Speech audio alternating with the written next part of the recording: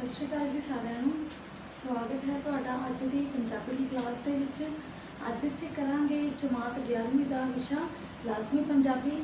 अज असीं करांगे परी कथा। परी कथा साडे कोल किहड़ी है? सब्ज़ परी। सब्ज़ परी कथा असीं शुरू करांगे। पहला मैं तुहानूं दसना चाहांगी कि परी कथा की हुंदी है, उस तो बाद आपां परी कथा शुरू करांगे। सब्ज़ परी परी कथावां परियां ते सहजादियां बारे हुंदियां हन। इस जो परी कथावां हुंदियां ने यह परियां ते सहजादियां दियां हुंदियां ने। इन्हां दा सारा ढांचा कल्पना उत्ते उसारिया जांदा है। मतलब कि इस विच कोई सच्चाई नहीं हुंदी, ये सिर्फ कल्पनावां उत्ते ही आधारित हुंदी है। एक कहानी रस नाल ओत प्रोत असंभव ते रोमांटिक घटनावां नाल भरपूर हुंदियां हन। ये हुंदियां ने परी कथावां। शुरू करते हैं आपां परी कथा सब्ज़ परी। एक राजे दे 3 पुत्रां विचों एक जिसका नाम मीरजादा सी, अजे कुआरा सी। उसकी भरजाई ने उसनूं अपनी भैन नाल विआह करन लई ना मनदा देख के ताना मारिया कि वह देखेगी जदों वह कोई सब्ज़ परी विआह के लियावेगा। मीरजादे ने गुस्से नाल कहा कि वह सब्ज़ परी ही विआह के लियावेगा। मीरजादा घोड़े उत्ते चढ़ के सब्ज़ परी नूं लभण लई चल पिया। संघने जंगल विच जदों वह आराम करन लगा तां एक वड्डे सप ने उस उत्ते हमला कर दिता, पर मीरजादे ने उसनूं तलवार नाल मार दिता। वो सप दरख्त उत्ते रहिंदे हंस ते हंसणी दे बच्चे खांदा हुंदा सी। उन्हां मीरजादे ने उपकार दा बदला चुकाउण लई कोई मदद पुछी तां उसने सब्ज़ परी नाल विआह कराउण दी अपनी इच्छा दसी। हंस हंसणी उड़दे उड़दे कई बारी सब्ज़ परी दे देश गए सन। हंस मीरजादे नूं अपने खंभा उपर बिठा के कई दिन उड़दा रहा ते उसने मीरजादे नूं एक रुख हेठ उतार के दस्सिया कि उस तलाब विच नहा रहीआं परियां ही उसनूं सब्ज़ परी तक पहुँचा सकदियां हन। ਉਹ ਮੰਨਣਗੀਆਂ ਤਾਂ ਜੇਕਰ ਉਹ ਕੰਢੇ ਉੱਪਰ ਪਏ ਉਹਨਾਂ ਦੇ ਖੰਭ ਚੁਰਾ ਲਵੇ ਤੇ ਫਿਰ ਉਹ ਉਹਨਾਂ ਨੂੰ ਸਬਜ਼ ਪਰੀ ਨਾਲ ਵਿਆਹ ਕਰਾਉਣ ਦੀ ਸ਼ਰਤ ਉੱਤੇ ਵਾਪਸ ਕਰੇ। ਮੀਰਜ਼ਾਦੇ ਨੇ ਇਸ ਤਰ੍ਹਾਂ ਹੀ ਕੀਤਾ ਤੇ ਤਲਾਅ ਤੋਂ ਬਾਹਰ ਆ ਕੇ ਖੰਭ ਮੰਗਦੀਆਂ ਪਰੀਆਂ ਤੋਂ ਆਪਣੀ ਸ਼ਰਤ ਮੰਨਵਾ ਕੇ ਇੱਕ ਪਰੀ ਦੇ ਖੰਭ ਵਾਪਸ ਕਰ ਦਿੱਤੇ।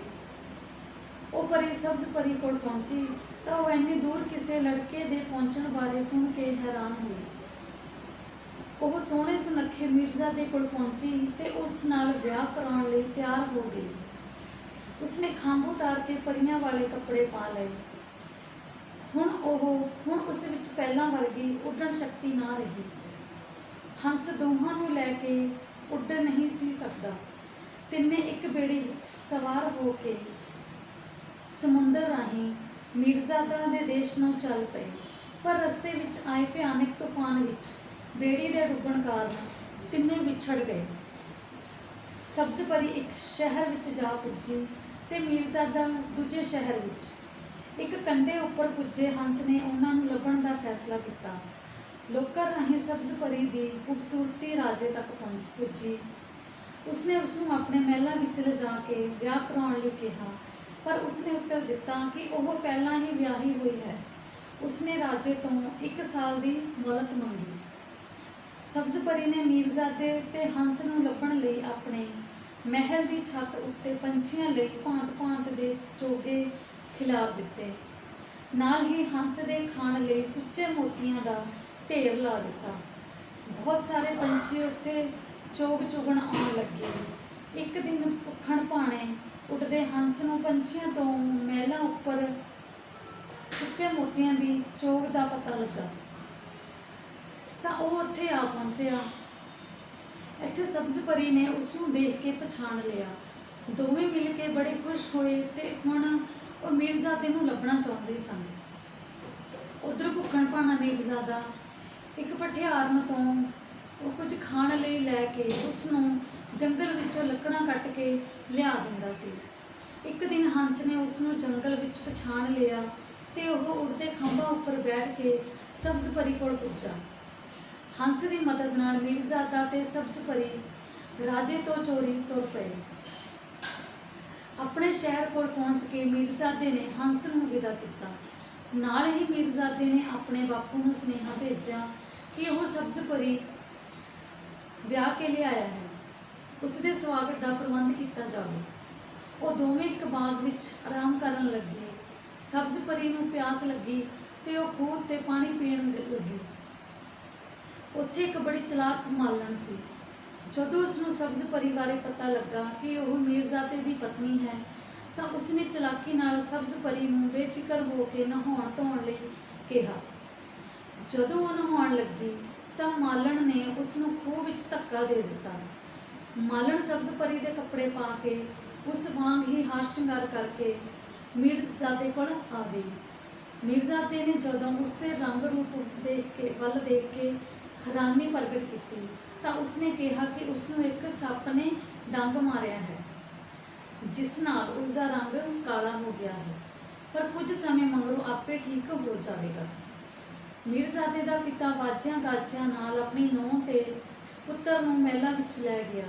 ਸਾਰੇ ਨੂੰਹ ਦੇ ਕੱਪੜੇ ਦੇਖ ਕੇ ਹੀ ਵਾਹ ਵਾਹ ਕਰਦੇ ਰਹੇ। ਮੀਰਜ਼ਾਦਾ ਬੜਾ ਉਦਾਸ ਸੀ ਤੇ ਉਸਨੂੰ ਸਬਜ਼ ਪਰੀ ਦਾ ਕੋਈ ਚਾਅ ਨਹੀਂ ਸੀ ਰਿਹਾ। ਇੱਕ ਦਿਨ ਮੀਰਜ਼ਾਦਾ ਖੂਹ ਦੇ ਨੇੜੇ ਘੁੰਮ ਰਿਹਾ ਸੀ, ਜਿੱਥੇ ਮਾਲਣ ਨੇ ਸਬਜ਼ ਪਰੀ ਨੂੰ ਧੱਕਾ ਦਿੱਤਾ ਸੀ। ਉੱਥੇ ਉਸਨੇ ਇੱਕ ਸੱਪ ਦੇਖਿਆ। ਮੀਰਜ਼ਾਦੇ ਨੇ ਸਮਝਿਆ ਕਿ ਇਸੇ ਨੇ ਹੀ ਸਬਜ਼ ਪਰੀ ਨੂੰ ਡੰਗਿਆ ਸੀ। ਉਹ ਉਸਦੇ ਮੰਗਰ ਖੂਹ ਵਿੱਚ ਗਿਆ। ਖੂਹ ਵਿੱਚ ਉਸਨੇ ਬਹੁਤ ਹੀ ਸੁੰਦਰ ਫੁੱਲ ਦੇਖਿਆ। ਜਦੋਂ ਮੀਰਜ਼ਾਦਾ ਉਸਨੂੰ ਤੋੜਨ ਲਈ ਹੱਥ ਅੱਗੇ ਕਰਦਾ ਤਾਂ ਉਹ ਨੀਵਾਂ ਹੋ ਜਾਂਦਾ, ਪਰ ਜਦੋਂ ਹੱਥ ਪਿੱਛੇ ਕਰਦਾ ਤਾਂ ਉਹ ਉੱਚਾ ਹੋ ਜਾਂਦਾ। ਜਦੋਂ ਮੀਰਜ਼ਾਦਾ ਮੁੜਨ ਲੱਗਾ ਤਾਂ ਉਹ ਫੁੱਲ ਆਪਣੇ ਆਪ ਹੀ ਉਸਦੇ ਹੱਥ ਵਿੱਚ ਆ ਗਿਆ ਤੇ ਉਹ ਫੁੱਲ ਲੈ ਕੇ ਆਪਣੇ ਮਹਿਲਾਂ ਵਿੱਚ ਆ ਗਿਆ।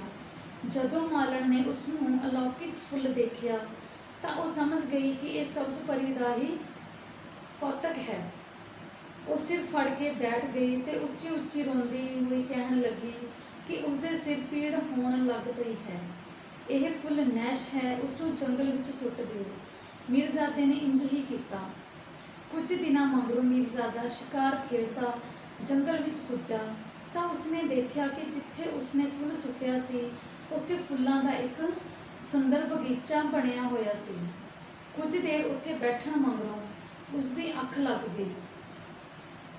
ਉਸਦੇ ਕੰਨਾਂ ਵਿੱਚ ਨੱਚਣ ਤੇ ਗਾਉਣ ਦੀ ਆਵਾਜ਼ ਆਉਣ ਲੱਗੀ। ਉਸਨੇ ਦੇਖਿਆ ਕਿ ਬਹੁਤ ਸਾਰੀਆਂ ਪਰੀਆਂ ਨੱਚ ਰਹੀਆਂ ਹਨ।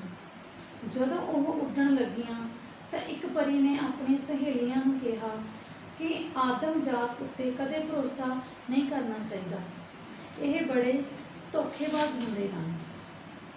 ਮੀਰਜ਼ਾਦੇ ਨੇ ਸਬਜ਼ ਪਰੀ ਦੀ ਆਵਾਜ਼ ਪਛਾਣ ਲਈ।